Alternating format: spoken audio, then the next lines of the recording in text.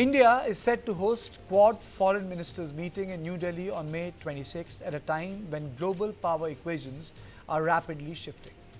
US Secretary of State Marco Rubio, Australian Foreign Minister Penny Wong, and Japanese Foreign Minister Toshimitsu Motegi will arrive in the national capital at the invitation of External Affairs Minister Dr. S. Jaishankar.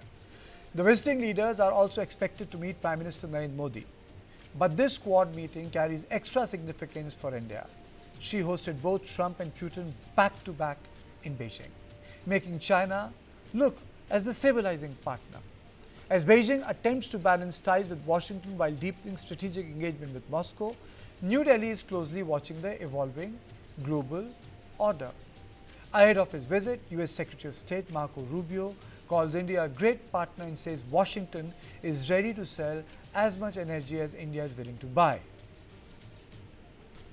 Sell them as much energy as they'll buy. And obviously, you've seen, I think we're at historic levels of U.S. production and U.S. export. We want to be able to do more. We were already in talks with them to do more. We want them to be a bigger part of their portfolio. We also think there's opportunities with Venezuelan oil.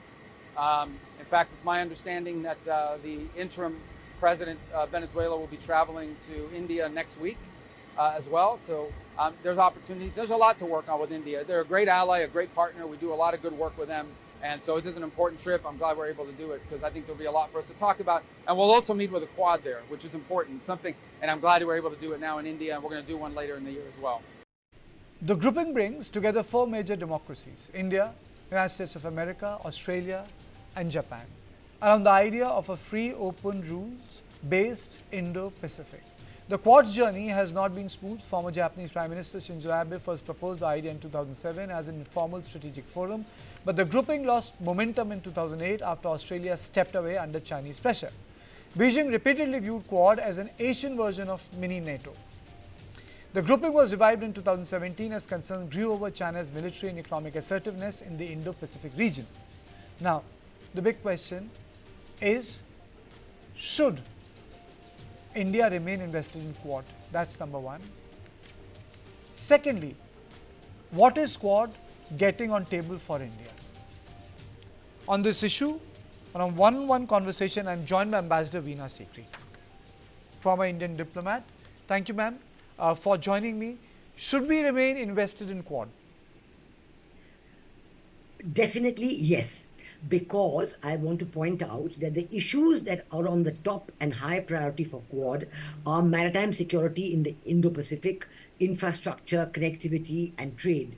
And these are all issues of great continuing importance and interest to India as far as this grouping of the Indo-Pacific, including USA, Australia, Japan and India is concerned, as far as the Quad members are concerned.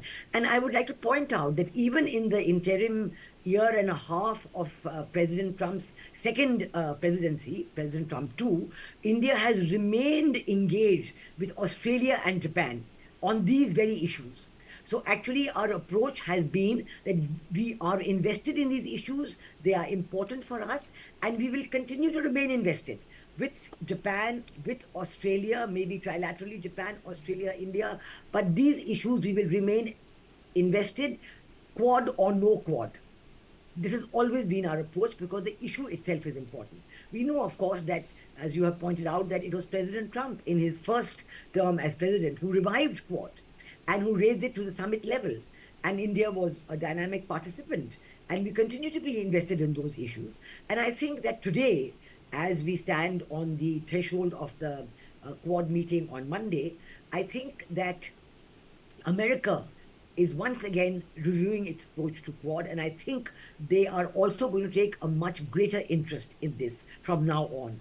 There was always this feeling, even among American analysts and experts, that the future of Quad will depend on the outcome of the President Trump and Xi Jinping summit that took place in China just a few days ago. And I think this summit, as the same American analysts and experts are saying, really didn't bring any results at all. There was really no outcome, no joint statement, no big economic deal signed, nothing at all. So even the question of the G2 that President Trump at one time that President Trump at one time seemed to be very invested in, even that G2 is now very much on the back burner. But So I think Ambassador Sikri, is America really invested in the idea of Quad?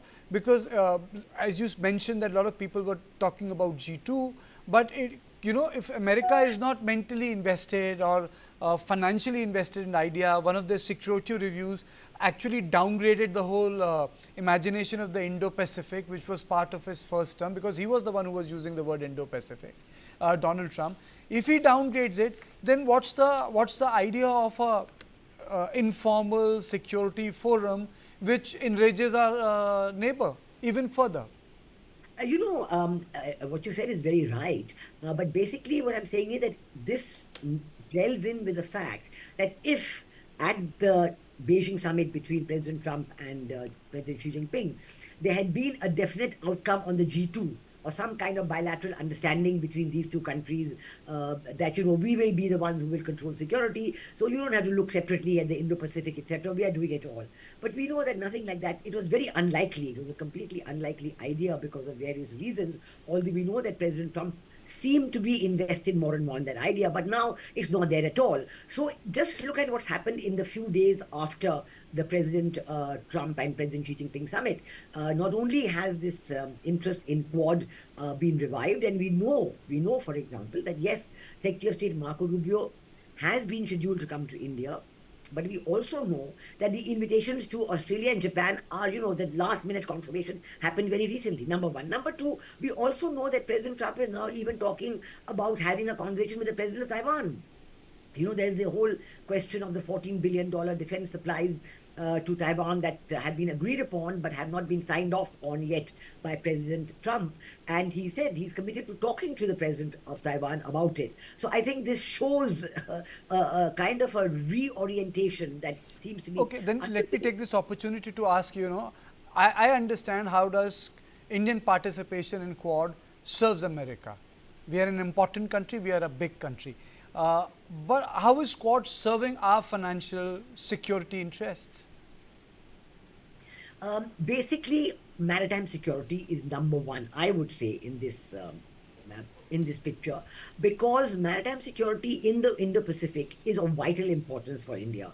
Not only are we committed to sea lanes of communication remaining open, we also have invested in the Chennai-Vladivostok maritime corridor, and we know the importance of the Strait of Malacca. We know our own commitment to the Great Nicobar Island project that we are now working on very actively and very seriously. And I think that all these indicate that India's concern with global maritime security, particularly in the Indo-Pacific and in the Indian Ocean. And we are now seeing more and more the Indo-Pacific and the Indian Ocean as being one seamless, communication network that we want to establish. So we are really attaching the highest importance to this.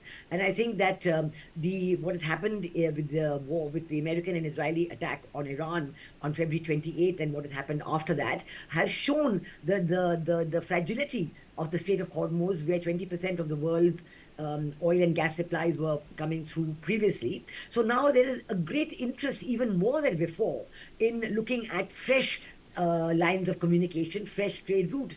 And we know that Prime Minister's very recent visit to the Nordic countries and the meeting of the India-Nordic Council, the Prime Ministers of the Nordic countries and India. Okay. This the Arctic route, Chennai, Vladivostok, Murmansk, Nordic countries, very prominent. So let me ask this question to you, ma'am, because there are two views within the foreign policy mandarins. One says be invested with Russia, because there is a school of thought which thinks that Russia is very important when it comes to Indian national security. It is the balancing power in Eurasia. There is another group of writers who feel that no, we must be invested in Quad because it's about technology. It's look at our trade with America. Let's talk about the future, because we have problems with China and Russia has become a junior partner to the Chinese interests, so Russia will never be able to help us out. What are your 2 cents on it, ma'am? Very clear, this is not a zero-sum game. We are invested in both. India's policy of strategic autonomy, of multi-alignment, multipolarity, means that the one is not excluded from the other. not at all excluded from the other. And we can continue the development of our relationship with Russia. Russia has been a very steady and positive and trusted partner for India. This is recognized at all levels by our Prime Minister and Foreign Minister and all other colleagues. That will remain. You know, the recent agreements with President Putin and the way in which they are being implemented, the possibility of a trade agreement with Russia, all that is very, very important. It's going to remain on the cards. But at the same time, even with Russia, you know, I spoke about already about the Chennai-Vladivostok maritime corridor. That means that the maritime security in the Indo-Pacific is of greater importance than ever before. So our coordination with America, with Japan, and Australia on Quad remains of the highest importance. And I also mentioned that we have continued to discuss these issues with Japan, Australia, even while America was in this throes of new, churning of the mind on Quad. Okay, and my last question before I let go of you, before we close the on point one, a lot of people say that we should give up our strategic autonomy position because it's not giving us our dividends. Your thoughts on that? And secondly, what has been your assessment of the two pilgrimages that have happened in Beijing, Putin and Trump? First of all, I think strategic autonomy has served India very well.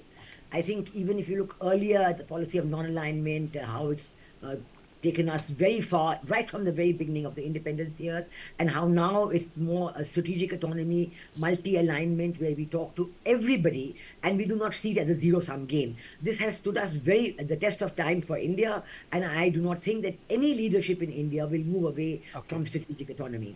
I think what Beijing is now trying to show after the President Trump summit, they're trying to show that they are the number one. That we are the ones sitting in Beijing, everybody is coming to pay tribute. This is the old, the Chinese emperors in all their, their details of the activities. Traditional imagination of the world. It was very big that, everybody had to come and kowtow to the Chinese emperor. So they had Trump, then they had President Putin, and now we're going to have the Prime Minister of Bangladesh and possibly senior leaders from Pakistan as well. You never know, China may also do a meeting between Bangladesh, Pakistan and China. They're up to all these kind of things. But this only reinforces India's view that we have to maintain strategic autonomy. We certainly are prepared to talk to China and explain to them our security concerns. We are doing that all the time. But in addition to that, we are going to continue the relationship with the USA. We are going to strengthen our relationship with Europe, as you just saw very recently after the Prime Minister's visit. And we are going to really strengthen our relationship with Southeast Asia, ASEAN and Japan and Australia and South Korea and the other members of the Indo-Pacific. Okay. Thank you so much. Thank you, Ambassador Veena Sikri, for joining me. Proof of the pudding is in eating it. On 26th, Madam, we'll know what is happening when it comes to Quad.